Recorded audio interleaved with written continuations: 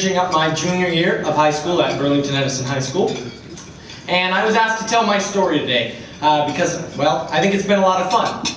I was an apathetic 8th grader, and my brother was entering his senior year of high school.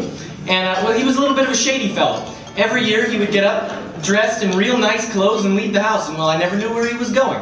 And well, when it was time for freshman registration, he told me, "You're signing up for marketing class." And I told him, "Well, why is that?" I asked him, and he said, "Well, don't worry about it. You're going to be in marketing." So I said, "All right," I didn't really care. So I went into marketing class. I didn't expect it to be much of a commitment.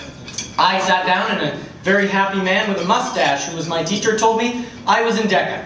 And I kind of looked around and thought, am I the only one who doesn't know what this is? And, there's a banner on the wall and everything says DECA. And I said, well, I'm a DECA member.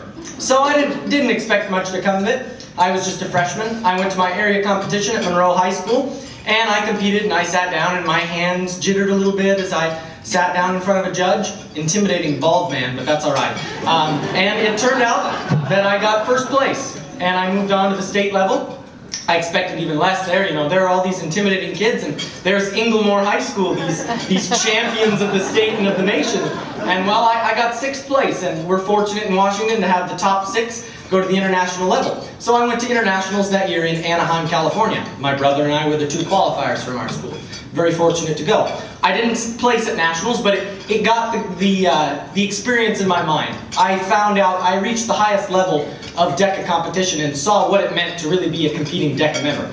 So the next year I was determined to compete again. I had just left the marketing class, so I was an at-large member. I was still taking marketing with my teacher though. And so I went to area again, and I got first place again. And I was like, this is pretty good. After area, my advisor said, you should consider running for state office. And Area 1, which was my area, Northwest Washington, the state officer has notorious problems with the microphone. So I said, "You mean the girl who stands down in the microphone and gets interrupted by the intercom all the time? That one?" He said, "Yep, that one." I said, "Sure, let's do it." So I ran, and I was elected the Area 1 president. State that year, I was thrown a little bit of a curveball, and I think it illustrates what DECA really does for us. My role play, I'm in hotel and lodging management. My role play was how to cater to women in hotels. Well, women are not my area of expertise. So, it taught me that life isn't always going to be exactly what you think it's going to be. So, naturally, I didn't do too well. I didn't qualify for nationals.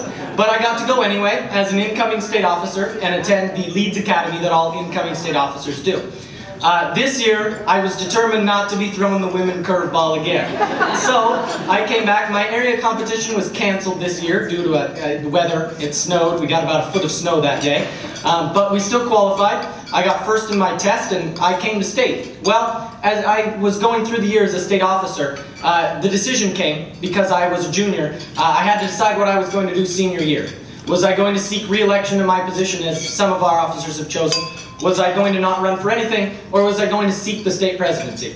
Eventually, I decided to seek the state presidency, and I won that position at state this year in March.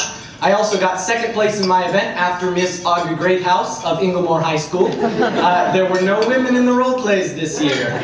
I went to internationals where I got a medal on stage, which I was proud of, which, I was proud and humbled to be competing against those people who are our champions today. They are the true winners.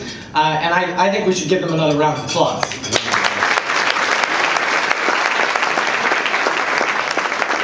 But DECA has changed me as a person, because what sets us apart from our peers, I think, is we're doing things that they are not. They are not dressing up in fancy clothes, sitting down in front of adults, learning how to talk to an adult like a job interview. What is a job interview after a DECA role play? You're talking about yourself. You're talking about your skills. You're not talking about women in hotels. I mean, really, DECA sets its students apart from the rest of our peers because it gives us real-world experiences. It connects our classroom to the real world. It's that Venn diagram that integrates what we do in school with what we're going to be doing after school. And that's really why it's so fantastic, is because it gives us as state officers the opportunity to serve people, to work in management. And, that's really what it's all about, isn't it? We're learning how to work in the real world, how to integrate ourselves and ease the transition, which really is, I think, one of the most valuable skills that we can have as people. So I have been very, very blessed to have the experience that I've had, and I think that all the champions here today would say the same thing. And so we're very proud of that, and I'm very proud that DECA has done for me and has done for countless other people like me what it has done. And that's really what we're here celebrating today. So I thank you.